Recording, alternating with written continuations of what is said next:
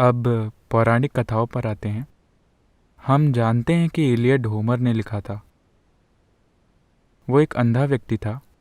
उसने लिखा कि 14,000 घोड़े हैं, मगर क्योंकि हम जानते हैं कि उसने खुद घोड़ों को नहीं देखा होगा, इसलिए हम मानते हैं कि उसमें किसी तरह की ऐतिहासिक कहानी बुनी जा रही है। मगर आजकल सभी धार्मिक ग्रंथों को उपदेश माना जाता है। तो क्या हमें ये मानना चाहिए कि रामायण महाभारत में भी कहानियाँ गढ़ी गई हैं और उन्हें साहित्य मानने की जगह उपदेश मानना गलत है? मैंने कभी किसी को रामायण और महाभारत को उपदेश मानते नहीं देखा। कुछ खास भाग हैं जो नहीं, वो नहीं मान सकते, क्योंकि वो भ्रम से परेशान हो जाएंगे। क्योंकि महाभारत में हर तरह के लोग हैं, बेहतरीन लोग, बुरे से बुरे लोग, इनके बीच हर तरह के स्त्री पुरुष उसमें हैं। 1 लाख से ज्यादा चरित्र हैं। उसे आप उपदेश कैसे मान सकते हैं? आपने कहानी बुनने की बात कही। मैं नहीं जानता कि आपने यूथ एंड ट्रूथ की बायलाइन देखी है या नहीं। ग्रंथों की गंभीरता से नहीं, गपशप करते हुए मजे में, क्योंकि गपशप हमेशा भरोसेमंद रही है। इतिहास में कभी किसी ने ऑफिशियल बातों पर विश्वास नहीं किया। आधिकारिक बातें चाहे जो भी हों, लोगों ने आसपास अपने दोस्तों और रिश्तेदारों से पूछा क्या हुआ। जब 5 लोगों ने 5 चीजें कही तो लोगों ने उस गपशप में से थोड़ी सी सच्चाई निकालने के लिए अपनी बुद्धि का इस्तेमाल किया। मगर लोगों ने हमेशा आधिकारिक बातों से अधिक गपशप पर भरोसा किया है कि नहीं? सिर्फ आज नहीं, हमेशा से। लेकिन ये देखते हुए कि इस गपशप से सत्य इतना बदल सकता है कि वो हमेशा के लिए खो जाए, तो क्या आपको लगता है कि ये चिंताजनक है? देखिए, पहले तो आप पूछ रहे हैं कि क्या वो वास्तव में हुआ, ठीक? नहीं, हम कह रहे हैं कि आपने जो तर्क दिया है, ये वही तर्क है जो आजकल आमतौर पर यह कहने के लिए इस्तेमाल किया जाता है कि जो इमारतें मुगलों ने बनाई थीं, ये वास्तव में मुगल इमारतें हैं ही नहीं। देखिए, अगर आप और ज्यादा दक्षिण की ओर जाएंगे तो वहां लोग सवाल करते हैं कि राम हुए थे या नहीं, ठीक है? ये बस खराब याददाश्त का सवाल है।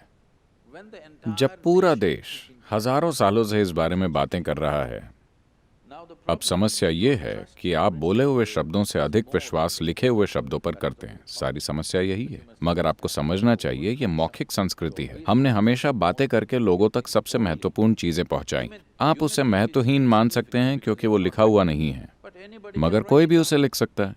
लोगों ने अब उसे लिख लिया है, अब वो एक लिखित शब्द है। मगर अब कोई सवाल करता है कि राम वास्तव में थे या नहीं।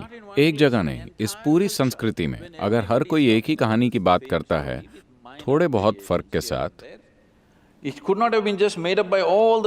तो मेरे ख्याल से इलियाद का उदाहरण देते हुए भी उन्होंने यही बात कही कि ट्रॉय का युद्ध ज़रूर हुआ होगा, मगर होमर का कहना कि 14,000 घोड़े वहाँ थे, ये साफ तौर पर सच नहीं है। शायद राम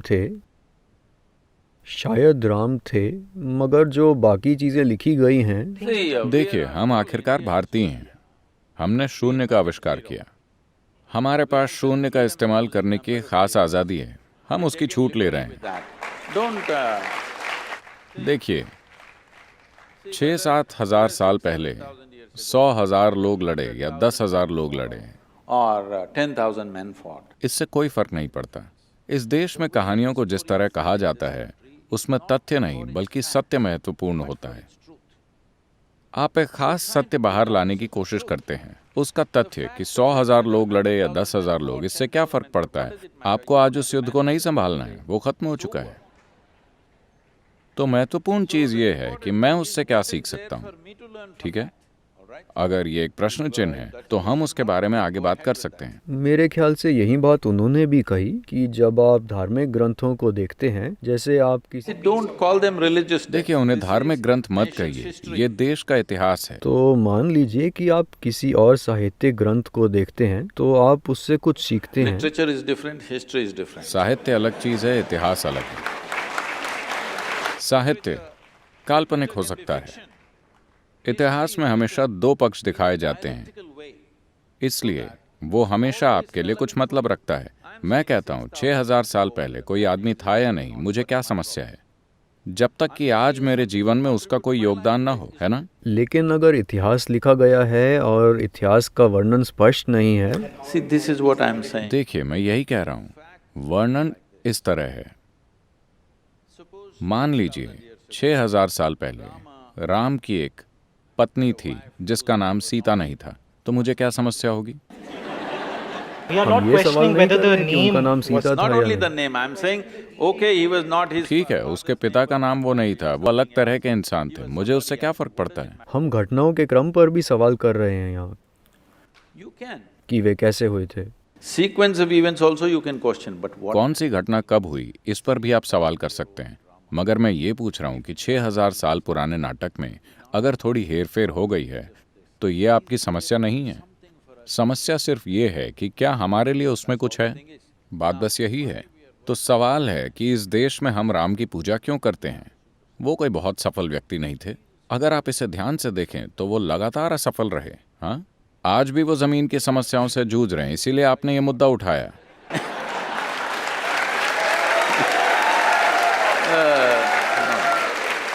मगर ये आज की ही बात नहीं है, सिर्फ आज की बात नहीं है। अपने जीवन की शुरुआत से ही वो लगातार मुसीबत और मुसीबत और मुसीबत में रहे। देखिए, राजा बनना उनका अधिकार था। 17 या 18 साल की उम्र में उनका राज्याभिषेक हो गया। उन्होंने एक राजकुमारी से विवाह किया और 1-2 साल के अंदर ही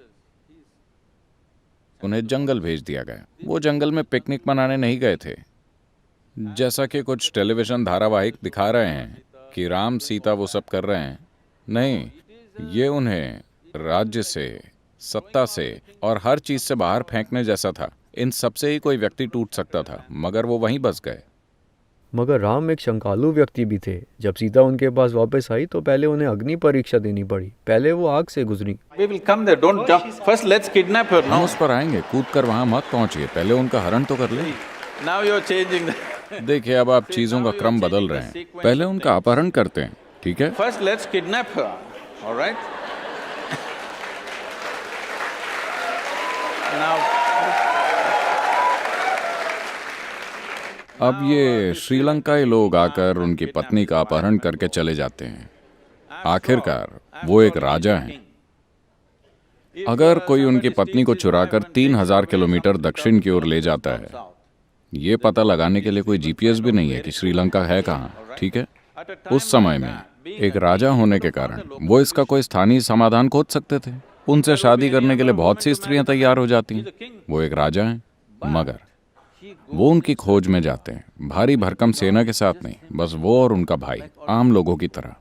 अगर एक व्यक्ति ये जाने बिना कि उसकी पत्नी कहाँ है, वो जीवित भी है या नहीं, या उसके साथ क्या हुआ है, अगर वो 3000 किलोमीटर दक्षिण तक चल कर जाता है, तो इसका मतलब है कि वो उनके लिए बहुत मायने रखती है। otherwise why would a man walk that distance?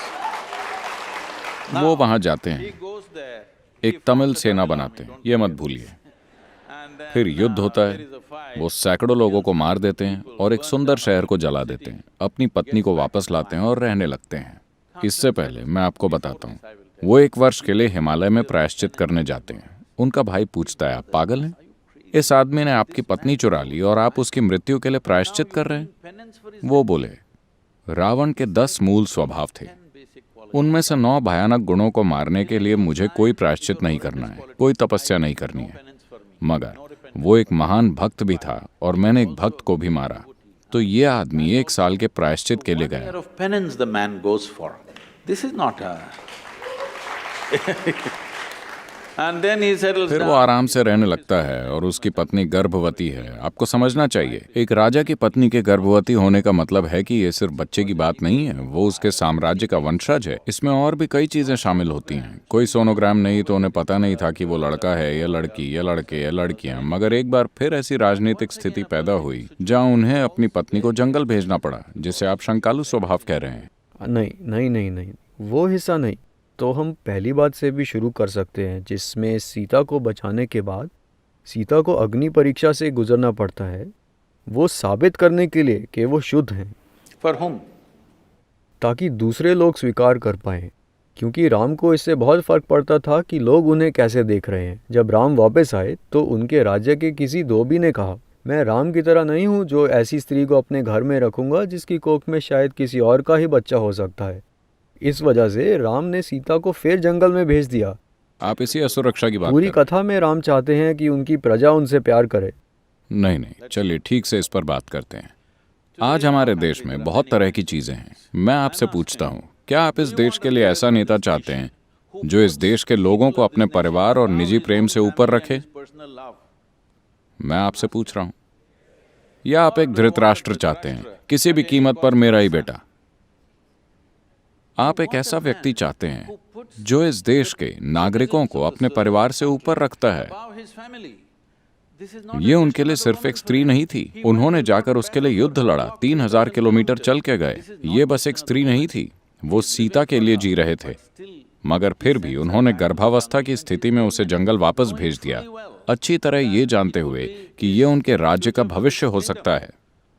देखिए, ये सिर्फ एक धोबी की बात नहीं है, यही आपकी गलती है। आप इन चीजों को शाब्दिक अर्थ में ले रहे हैं। एक धोबी ने कहा, यहां कहने का मतलब है कि आम लोग ऐसी बातें कर रहे थे। आम लोगों का राजा पर से विश्वास उठ गया है कि वो कहीं से कोई स्त्री ले आए और हमारी रानी बना दिया, क्योंकि रानी को राज्य की माता के रूप में देखा जाता है। हम ऐसी स्त्री को माता के रूप में नहीं देखना चाहते। वो यही कह रहे हैं कि वो किसी जगह जाकर किसी दूसरे आदमी के साथ रह चुकी है। उस समय के लोग यही कह रहे थे। तो अगर राजा कहता, मुझे कोई परवाह नहीं है कि आप क्या सोचते हैं, मैं अपनी पत्नी से प्रेम करता हूं और उसे अपने साथ रखूंगा, तो वो एक अच्छा राजा, अच्छा प्रशासक नहीं होता। तो उन्होंने अपनी प्रजा को उस स्त्री से ऊपर रखा जिसे वो बहुत बहुत ज्यादा प्रेम करते थे, और वो गर्भवती भी थी। ये उनके लिए छोटी बात नहीं थी, उनके लिए पूरी दुनिया थी, मगर फिर भी उन्होंने उसे जंगल भेज दिया। इसे नमन किया जाना चाहिए। This is why we bow down to the man. No? Please say it. No. ठीक है, आगे बढ़ते हैं। No, why? He has something to say, please. तो एक व्यक्ति के रूप में अपनी अलग अलग जिम्मेदारियां होती है। एक राजा के रूप में अलग जिम्मेदारियां होती हैं और एक इंसान के रूप में, परिवार के सदस्य के रूप में अपनी अलग जिम्मेदारियां होती है। आप अपनी पत्नी को फेंक नहीं सकते, उसे जंगल नहीं भेज सकते। ये उसे वस्तु की तरह देखने जैसा है। वे उसे गर्भवती इंसान की तरह नहीं देख रहे जिसे कई चीज़ों की ज़रूरत है। Well, then you are against Gautam Buddha. खैर, फिर आप गौतम बुद्ध के खिलाफ हैं, आप राम के हर किसी के खिलाफ हैं। मगर आपको सही संदर्भ में इसे समझना चाहिए कि अगर ये स्त्री उनके लिए कोई मायने नहीं रखती तो वो उसके लिए श्रीलंका तक नहीं जाते, लड़ाई लड़कर उसे वापस नहीं लाते। ये उनके अंदर का अहंकार था कि वे क्या How कर सकते can you? His pride you could have वो gone. चाहते तो अहंकार में 100 पत्नियां रख सकते थे, मगर वो इस स्त्री के लिए गए जो उनके लिए इतना मायने रखती थी। हाँ हाँ, आगे बढ़ते हैं। No, you must see. नहीं, आपको उनके कहे शब्दों पर ध्यान देना चाहिए। आपको देखना चाहिए कि उन्होंने सीता के बारे में क्या कहा, वो उनके लिए क्या मायने रखती थी। And what कई बार शब्दों से ज़्यादा ज़रूरी काम होते हैं। Why are you reading all these? आप उनके मन में इतने बुरे इरादे क्यों खोज रहे हैं? उन्होंने ऐसे इरादे नहीं प्रकट किए। He did not express. हम अपने शब्दों से कुछ भी कह सकते हैं। As far as you are देखिए, जहाँ तक आपकी बात है, आप वही जानते हैं जो आपने पढ़ा है। आप उनके जीवन के बारे में और कुछ नहीं जानते, न मैं ना आप। हाँ, बिल्कुल ठीक है। तो जो आपने पढ़ा है उसमें कहीं नहीं कहा गया है कि वो असुरक्षा के शिकार थे। कहीं ये नहीं कहा गया कि वो अपने अहंकार की वजह से गए। everywhere. नहीं, हर जगह बहुत स्पष्ट रूप से कहा गया है। मैं आपको बताता हूँ, आज उनकी पूजा इसीलिए की जाती है क्योंकि हालांकि जीवन ने उनके सामने एक के बाद एक मुश्किलें रखी, इस आदमी ने कभी नाराजगी नहीं दिखाई, नफरत नहीं दिखाई, कभी क्रोधित नहीं हुए, वो वैरागी भी नहीं बन गए। उन्होंने जीवन भर अपना निजी दुख और तकलीफ दिल में रखते हुए अपना हर कर्तव्य पूरा किया। वो उस दिन तक अपनी प्रजा के लिए सबसे बेहतर काम करते चले गए। अगर इसे आप अहंकार का दोष मानते हैं तो